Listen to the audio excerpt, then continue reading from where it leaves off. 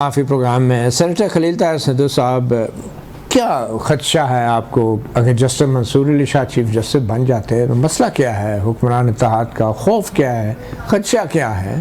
Farm 45 का भी नहीं जांच पड़ताल होने दी जा रही और चीफ जस्टिस का नोटिफिकेशन भी नहीं जारी किया जा रहा, जो कि नॉर्मली हो जाना चाहिए आइंदा चीफ जस्टिस का।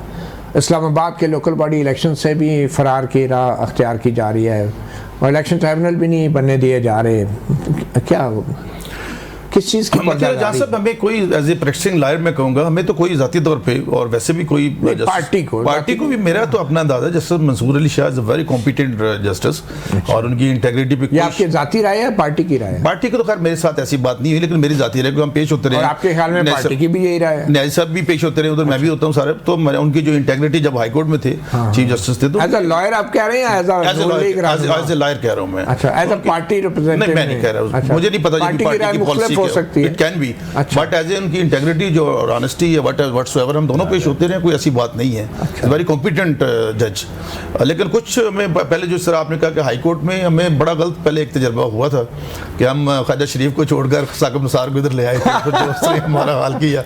तो उसमें चॉइस भी इतनी डिफिकल्ट थी, वो अच्छा किया। चले दैट इज योर राइट, मैं एग्री करता हूँ उस बात पर। इमेजिन करें अगर ख्वाजा शरीफ आ जाते सुप्रीम कोर्ट।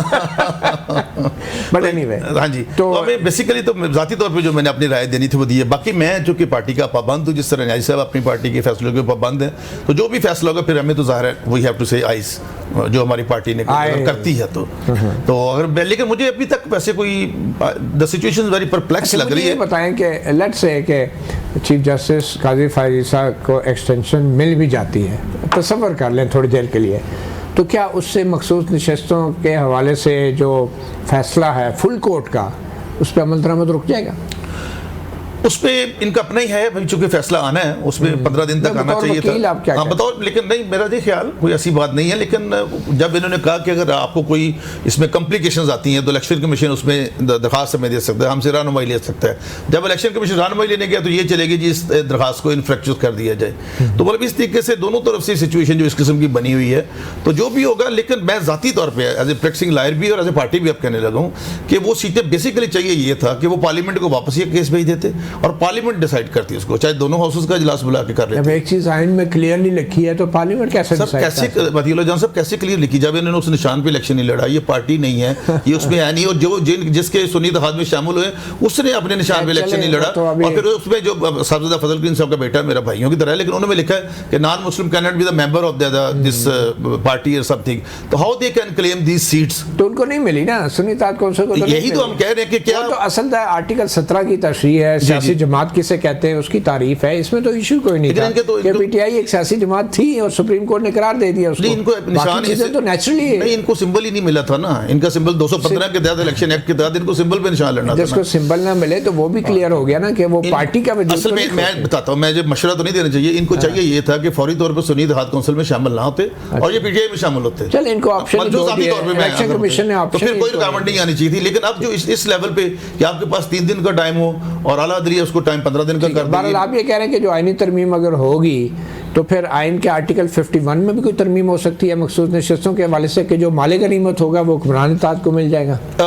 आर्टिकल 51 की और 106 की तो नेगेशन ऑलरेडी 2 जजेस का जो फैसला आया है, इख्तलाफी फैसला, मिनॉरिटी मैं भी मिनॉरिटी हूँ, तो वो मिनॉरिटी के कौन सी उसको आप आईनी तरमीम में बदल देंगे उनके। देखते हैं जी अभी अपना क्या करते हैं। अपना हमारे लॉ मिनिस्टर साहब वेरी कॉम्पिटेंट पर्सन और बाकी पार्टी तो जो भी वो बनाएंगे इसके हवाले से बात करेंगे वो। लेकिन मेरी जाती राय ये है कि ये वापस केस भेजना चाहिए था पार्लियामेंट को। अच्छा, पार्लियामेंट, ताकि पार्लियामेंट इस पे बहस करे। पार्लियामेंट ने केस नहीं भी भेजा तो उन्होंने एक कानून बना दिया, उससे कोई सर हमें आइन का तहफ़्फ़ुज़ करना है ना, बहुत सारी जजमेंट्स नहीं भी बनी जाती। बिल्कुल आइन का तहफ़्फ़ुज़ खास तौर पे सुप्रीम कोर्ट के फैसले के हवाले से तो बहुत ज़रूरी हो गया। वो ठीक है, 189 के तहत बाइंडिंग जरूर होते हैं, लेकिन देयर आर सो मेनी फैसले जिन पे अमल नहीं किया। न्याजी साहब, आपको क्या खदशा है अगर चीफ जस्टिस काजी फायज़ा को एक्सटेंशन मिल भी जाती है तो आपको क्यों एतराज़ है? आपका एतराज़ असूली है या शख्सी है? नहीं, शख्सी नहीं, देखें सीनियोरिटी प्रिंसिपल एक वेल एंट्रेंच प्रिंसिपल है, ठीक है, उसी को फॉलो होना चाहिए। तरमीम हो जाए में, देखें अब जुडिशल इंडिपेंडेंस, देखिए जुडिशरी एक अलहदा से एक इंडिपेंडेंट पिलर है, ठीक है, उसके खदो खाल दिए हैं, ठीक है, उनका अपना एक प्रोसेस है अपॉइंटमेंट का, उनका रिमूवल का अपना प्रोसेस। अगर उसमें हम इस तरह से इंटरफेयर करने रहेंगे, पार्लियामेंट सुप्रीम है, नहीं सुप्रीम है, बिल्कुल करते हैं, मगर जब parliament colourful exercise of jurisdiction करेगी वहाँ कोर्ट्स इंटरवीन करेंगे। पार्लियामेंट को आईनी तरमीम से रोक सकती है सुप्रीम कोर्ट? देखें नहीं रोकना क्या, मगर अंडर क्वेश्चन तो आ सकती है। देखें आर्टिकल 239 में जरूर प्रोवाइडेड है कि जी वो कैन नॉट बी क्वेश्चन, मगर जब 2 प्रोविजन है कि किसी अदालत में और फिर दोबारा क्लैरिफाई किया गया है कि भाई कोई कोर्ट नहीं कर सकता। मगर जब आपके कॉन्स्टिट्यूशन के अंदर ही स्ट्रक्चर से कोई चीज मुतसादिम आप करने लगे, स्ट्रेंजर्स के साथ आप आइन की तरमीम नहीं कर सकते। ऐसे लोगों को असेंबली में बिठा के कि जो स्ट्रेंजर्स हैं, जो मेंबर नहीं हो सकते आईनी तौर पे, और अगर सुप्रीम कोर्ट कहते कि मेंबर हो ही नहीं सकते थे, तो फिर ऑब्वियसली वो आईनी तरमीम, तो फिर उस पर सवाल खड़े हो जाएंगे। तो साकिब बशीर साहब, अब ये बताएं कि आपके ख्याल में अगर ये पार्लियामेंट स्ट्रेंजर्स के साथ या उन मखसूस नशिस्तों के साथ या उन आज़ाद उम्मीदवारों की सपोर्ट के साथ कि जो टेक्निकली पार्टी से इनका ताल्लुक था लेकिन उनको आज़ाद डिक्लेयर करके उनकी सपोर्ट ली गई, आईनी तरमीम कर सकती है? और इसमें क्या कॉम्प्लिकेशन पैदा हो जाएंगी? क्योंकि एक दफ़ा आईनी तरमीम अगर हो गई तो कोई जब उसे सुप्रीम कोर्ट में चैलेंज करेगा तो सवाल तो ये उठेगा ना कि सारे जजेस ने इसका फ़ायदा उठाया, 3-3 साल मुद्दत बढ़ गई है चीफ जस्टिस की भी और सब की, तो ये कैसे अपने वाले से केस सुन सकते हैं? फिर तो मेरा ख्याल है वो चीज़ें जो वो कैसे आगे बढ़ सकेगी। जो बात आपने की 41 जो जिनको आज़ाद इलेक्शन कमीशन ने डिक्लेयर किया है, ये बुनियादी तौर पर हमें भूलना नहीं चाहिए कि ये सारे लोग सुन्नी इत्तेहाद काउंसिल में थे, और सुन्नी इत्तेहाद काउंसिल जो असम्बली में एक पार्लिमानी जमात थी और उनके आज़ाद नहीं थे ये। और उसके बाद सुप्रीम कोर्ट फैसला देती है कि ये पीटीआई डिक्लेयर कर दिया जाए। सुप्रीम कोर्ट का आज भी ये फैसला है कि पीटीआई इनको डिक्लेयर कर दिया जाए।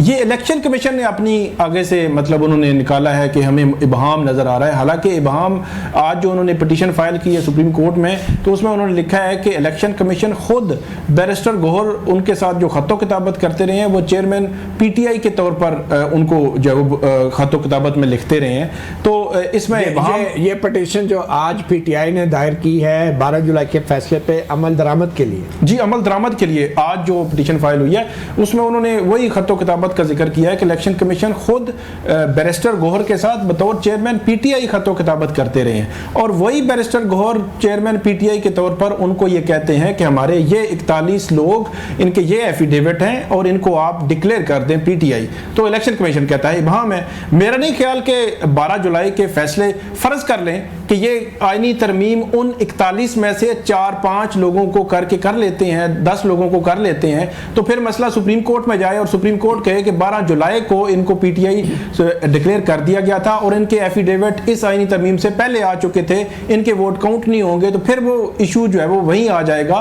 तो मेरा ये ख्याल है कि उन 41 की हद तक तो ये शायद जो है वो उनको शामिल नहीं कर सकेंगे। साकिब साहब से एक सवाल करना चाहता हूँ, अगर आप इजाजत दें। साकिब साहब, जब इन्होंने एक एफिडेविट पहले दे दिया और 104 है आर्टिकल इलेक्शन एक्ट का, और उसमें स्क्रूटनी होती है, सारा कुछ होता है जनरल इलेक्शन से पहले, उस वक्त इन्होंने बयान अल्फी दिया सुन्नी इत्तेहाद काउंसिल का। अब अगर ये बयान देंगे पीटीआई का कि हम उसमें हैं, पहले उसमें थे, तो क्या ये 62-63 में नहीं आएगा?